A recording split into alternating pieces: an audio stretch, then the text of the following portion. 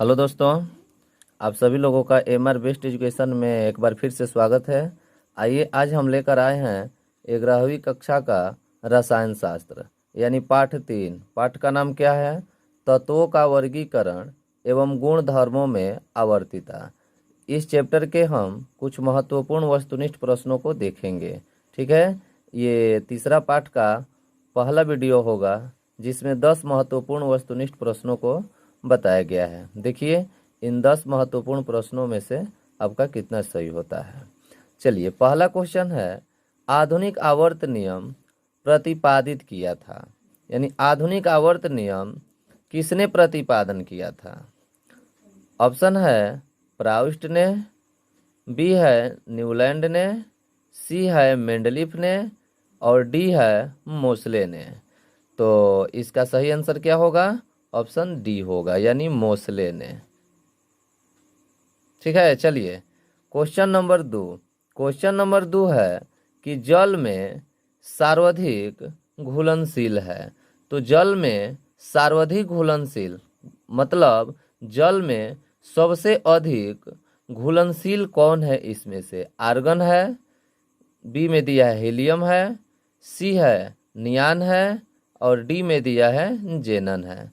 तो देखिए इसमें हम क्या देख रहे हैं कि आर्गन, हीलियम, नियान और जेनन ये सभी हमारे अक्रिय गैस हैं। अक्रिय गैस यानी 18वां ग्रुप के ये सभी तत्व हैं। ठीक है, तो 18वां ग्रुप में ये सब अक्रियाशील तत्व के नाम से भी जाने जाते हैं, अक्रियाशील धातुएं हैं, या एनोड गैस के नाम से भी हम इन्हें जानते हैं। तो जल में सबसे अधिक घुलनशील, तो सबसे नीचे जब 18वां ग्रुप में जो हम बताए थे कि हीलियम, नियान, आर्गन, क्रिप्टन, जेनन और रेडन, तो इसमें हम बताए थे कि जैसे वर्ग में हम ऊपर से नीचे की ओर आते हैं कि इस 18वां ग्रुप के लिए बात हो रही है कि जो ऊपर से नीचे की ओर जैसे जैसे हम आते हैं उनकी घुलनशीलता क्या होती है? बढ़ती जाती है। तो सबसे कम घुलनशील हीलियम, इसके बाद इससे ज़्यादा नियान, इसके बाद इससे ज़्यादा आर्गन, क्रिप्टन, रेडन, जेनन। तो देखिए इसमें सबसे ज़्यादा कौन होगा? तो इसमें सबसे ज़्यादा जेनन होगा। ठीक है, तो इसका ऑप्शन क्या होगा? डी होगा। चलिए क्वेश्चन नंबर 3 पर चलते हैं। क्वेश्चन नंबर 3 है, N2 की आयनन ऊर्जा ऑक्सीजन की आयनन ऊर्जा से अधिक है। N2 की आयनन ऊर्जा ऑक्सीजन की आयनन ऊर्जा से अधिक है। क्यों? क्योंकि ऑप्शन ए है, ऑप्शन ए में दिया है N2 कम विद्युत ऋणात्मक है। ऑप्शन बी है N2 में इलेक्ट्रॉनों की संख्या कम है। ऑप्शन सी है नाइट्रोजन में अर्धपूर्ण पी कक्षक है। ऑप्शन डी है आवर्त सारणी में N2 एक ही आवर्त में ऑक्सीजन से बाईं ओर है। तो इसका सही आंसर होगा ऑप्शन नंबर सी, नाइट्रोजन में अर्धपूर्ण पी कक्षक है। ठीक है, तो चलिए देखिए इसको समझना है तो थोड़ा समझिए। N2 सी नाइट्रोजन में यदि N का आप इलेक्ट्रॉनिक विन्यास निकालिए तो 7 होता है। तो 2 और 5 यानी ये बाह्यतम सेल में जो 5 हम देख रहे हैं, ये 5, एक मिनट देखिए, ये जो हम 5 देख रहे हैं, इस 5 का यदि हम भरते हैं तो क्या होता है? इसको हम बनाएंगे तो 1s2 ये हो गया, ये 2s2 और 2p3। तो देखिए p में कितना है? 3 है। और यहीं ऑक्सीजन की जो बात हो रही है, इस ऑक्सीजन का जब आप बनाइएगा तो ऑक्सीजन का कितना होता है? ऑक्सीजन का 8 होता है। तो होगा 2 और 6, कहने का मतलब यही चीज़ होगा, लेकिन 2p4 आएगा। इसके बाह्यतम में क्या आएगा? 2p4। यहाँ चलेंगे तो 2p3। आप जानते हैं ना कि पी कक्षक में तीन घर होते हैं, px, py और z। यानी p उप कक्षा में 3 कक्षक होंगे ना, तो ये p में अधिकतम कितने इलेक्ट्रॉन होते हैं? 6। तो ये p में अधिकतम 6 होते हैं। तो यानी ये मान लीजिए कि ये आपका ये p कक्षक है जिसमें 3 है, px, py और ये आपका क्या है? pz। तो आप जानते हैं ना इसमें एक, इसमें एक, इसमें एक, तो ये अर्धपूर्ण है, ये भी अस्थाई कहलाता है। अगर ये डबल डबल हो जाता है तो ये पूर्ण रूप से भरा हुआ है, तो ये तो पूर्णतः अस्थाई हो गया। तो दो तरह से अस्थाई होते हैं, या तो सभी पूर्ण रूप से भरा हो और नहीं तो अर्धपूर्ण से भरा हो। तो ये 6 रहता तो ये पूर्ण रूप से भर जाता, लेकिन 3 है तो अर्धपूर्ण है ना।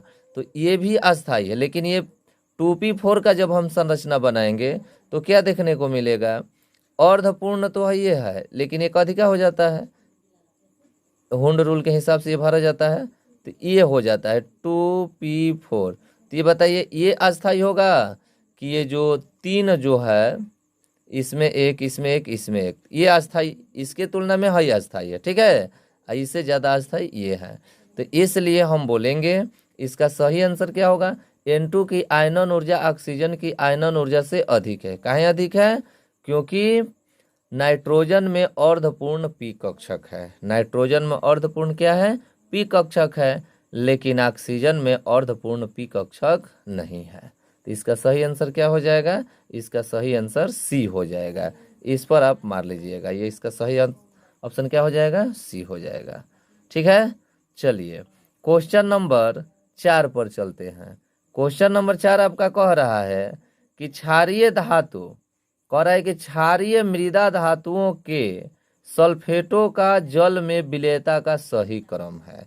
यानी क्षारीय मृदा धातु के जो सल्फेट हैं वो जल में उनकी विलेयता का सही क्रम क्या होता है, यानी जल में उनकी घुलनशीलता का क्रम बताना है। तो क्षारीय मृदा धातु किसको बोलते हैं, दूसरा वर्ग के तत्व को। तो दूसरे वर्ग के तत्व में कौन आते हैं, पहला वर्ग एस ब्लॉक को 2 वर्गों में रखा गया है। एक होता है पहला वर्ग जिसमें हम बोलते थे, एक याद करते थे, ह ली ना को रब से फरियाद, तो ये पहला वर्ग का हो जाता था, रब से फरियाद। तो ये पहला वर्ग, तो ये पहला वर्ग को हम क्या बोलते थे, अल्कली मेटल बोलते थे। अल्कली मेटल के बाद जो आता है उसी को अल्कली अर्थ मेटल बोलते हैं। जो ये क्वेश्चन कर रहा है कि क्षारीय मृदा धातु, तो दूसरा वर्ग के जो तत्व होंगे, तो दूसरा वर्ग के जो तत्व होंगे वो दूसरा वर्ग के तत्व कौन होगा, तो ये सब इसमें दिया है, बेटा मांगे कार और स्कूटर बाप राजी। तो देखिए ऑप्शन नंबर सी देख रहे हैं, बेटा मांगे कार और स्कूटर बाप राजी, एकदम सीक्वेंस से सजाया है ऑप्शन नंबर सी। तो ऑप्शन नंबर सी में देखेंगे तो बेरियम यानी बेटा मांगे कार स्कूटर बाप राजी, ऐसा तो होगा नहीं, आपको याद करने के लिए एक ट्रिक बताया गया है, ठीक है ना। तो ये आपका कहलाता है अल्कली अर्थ मेटल, ठीक है। तो क्षारीय मृदा धातुओं के सल्फेटों का जल में विलेयता, तो सल्फेट, तो बेरियम का सल्फेट क्या होगा, barium sulphate, magnesium sulphate, calcium sulphate, SO4 लगा देना है, स्ट्रांसियम सल्फेट, बेरियम सल्फेट, ऊपर वाला बेरिलियम सल्फेट है, ये रेडियम सल्फेट। तो ये आपका पूरा सल्फेट हो गया, सबका सल्फेट हो गया। तो सल्फेटों का जल में विलेयता का सही क्रम बताना है। तो जल में विलेयता, जब ऊपर से किसी वर्ग में ऊपर से नीचे आते हैं ना, तो ऊपर से जब नीचे आते हैं, ये एस ब्लॉक यानी किसके लिए, क्षारीय मृदा धातु के लिए है। ऊपर से जब नीचे आते हैं तो ये सल्फेटों का जल में विलेयता घटता है। सल्फेटों का जल में विलेयता क्या होता है, घटता है। ये किसके संदर्भ में है, तो क्षारीय मृदा धातु के लिए ये रूल है। जब वर्ग में ऊपर से नीचे आते हैं तो सल्फेटों का जल में विलेयता क्या होता है, घटता है। तो इसमें ये सबसे ज़्यादा हाई होगा घुलनशील, इससे कमी, इससे कमी, इससे कमी, इससे कमी, सबसे कम ये, ठीक है ना। तो इसका सही ऑप्शन देखिए, ऑप्शन नंबर सी में सजाया है कि नहीं सजाया है, बेरियम, इससे ज़्यादा स्ट्रांसियम, तब इससे ज़्यादा कैल्शियम, इससे ज़्यादा मैग्नीशियम है, इससे ज़्यादा बेरियम। तो इसका सही ऑप्शन क्या होगा, ऑप्शन नंबर सी होगा। चलिए 5 नंबर देखिए, 5वां कह रहा है निम्न में कौन सा एक आकार में सबसे छोटा है, माने निम्न में कौन सा आकार में सबसे छोटा है, सबसे छोटा बताना है। तो सबसे छोटा बताने के लिए क्या करना पड़ेगा, तो सबसे छोटा बताने के लिए देखिए सबसे पहले इसका परमाणु संख्या लिखिए। नाइट्रोजन है यहाँ, तो नाइट्रोजन का परमाणु संख्या कितना होता है, 7।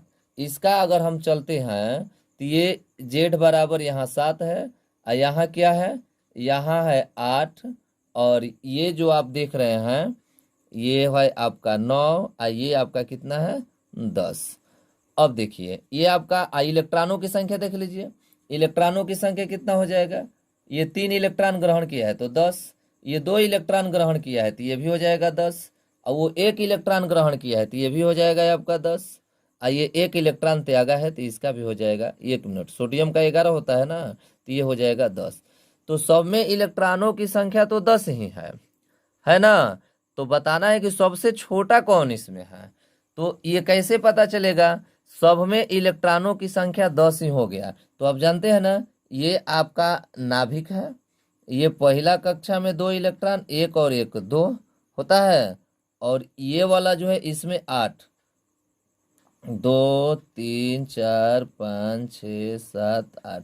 तो इसमें हम प्रोटॉनों की संख्या से पता करेंगे। तो यहाँ आप देखेंगे तो यहाँ प्रोटॉनों की संख्या, यहाँ सोडियम देख रहे हैं ना, तो ये सोडियम जो है ये सबसे ज़्यादा इसको बांधकर अपने तरफ ये नाभिकीय आवेश भी हम इसको बोल सकते हैं, नाभिकीय प्रभावी आवेश। तो प्रभावी नाभिकीय आवेश जो है यहाँ सबसे ज़्यादा इसको आकर्षित करेगा अपने यहाँ, क्योंकि यहाँ 10 है ना, यहाँ प्रोटॉनों की संख्या 10 है, और यहाँ क्या है, यहाँ 9 है, यहाँ 8 है, समझ रहे हो ना।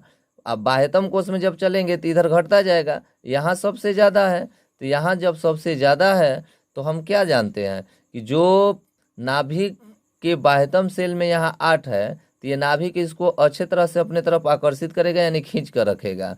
तो सबसे छोटा आकार यदि बात कहें तो सबसे छोटा आकार इसका ही होगा, यानी इसका सही आंसर क्या होगा, ऑप्शन डी होगा। समझ रहे हो ना। चलिए इसके बाद चलते हैं क्वेश्चन नंबर 6। क्वेश्चन नंबर 6 कह रहा है कि ब्रोमीन के सभी पी कक्षकों में मौजूद कुल इलेक्ट्रॉनों की संख्या होती है। ब्रोमीन के सभी पी कक्षकों में मौजूद कुल इलेक्ट्रॉनों की संख्या बताना है। तो पी कक्षकों में मौजूद कुल इलेक्ट्रॉनों की संख्या कितनी होगी, तो इसका उत्तर हम 2 तरीका से बता सकते हैं। कैसे कैसे, एक या तो पीरियोडिक टेबल के आधार पर, यानी आवर्त सारणी किस आवर्त में है उसके आधार पर भी बता सकते हैं, और नहीं तो ब्रोमीन के परमाणु इलेक्ट्रॉनिक विन्यास के आधार पर। तो ब्रोमीन का परमाणु संख्या कितना होता है, तो 35 होता है। तो 35 का इलेक्ट्रॉनिक विन्यास निकाल दीजिए, क्या होगा 35 का इलेक्ट्रॉनिक विन्यास, तो 1s2 2s2 2p6 3s2 3p6 4s2 3d10। समझ रहे हो ना जी। एक बाद क्या आ जाएगा 4p5। देखिए तो 2 2 4 6 10 2 12 6 18 2 20 10 30 5 35 हो जा रहा है 35 ना। तो यहाँ आपको बताना है, क्या बताना है आपको, पी कक्षकों में मौजूद कुल इलेक्ट्रॉनों की संख्या। तो पी वाला में जोड़िए कहाँ कहाँ है, तो देखिए यहाँ पर 5 है और यहाँ पर 6 है, 5 6 11, 11 6 कितना है 17। तो यानी इसका सही आंसर क्या हो जाएगा, ऑप्शन ए हो जाएगा। इसका सही आंसर क्या हो जाएगा, ऑप्शन ए हो जाएगा। 6वां क्या कह रहा है कि ब्रोमीन के सभी पी कक्षकों में मौजूद कुल इलेक्ट्रॉनों की संख्या होगा। तो हम बताएं अभी इसका कि इसका इलेक्ट्रॉनिक विन्यास निकाल लीजिए। तो इलेक्ट्रॉनिक विन्यास क्या निकाले हैं, 1s2 2s2 2p6 3s2 3p6 4s2 3d10 और 4p5।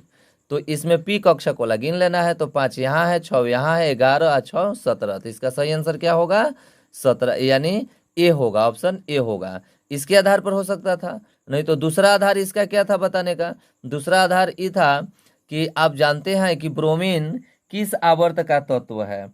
तो ब्रोमीन किस आवर्त का तत्व है, तो आप जानते हैं ना कि फ्लोरीन क्लोरीन ब्रोमीन आयोडीन, ये जो होता है फ्लोरीन क्लोरीन ब्रोमीन आयोडीन अस्टाइटिन, ये 17वां ग्रुप का है। तो 17वां ग्रुप का ये फर्स्ट सेकेंड थर्ड, यानी ब्रोमीन किस में आएगा, तो ब्रोमीन आपका चौथा में आ जाएगा, क्योंकि फ्लोरीन दूसरा से शुरू होता है ना, दूसरा तीसरा चौथा। तो कहने का मतलब ये चौथा आवर्त में है। ये कौन सा आवर्त में है, चौथा आवर्त में है। तो इसके आधार पर भी हम बना सकते हैं। जब चौथा आवर्त में है तो एकदम फिक्स है कि ये 4p5 होगा बाह्यतम में। तो 4p5 जब होगा तो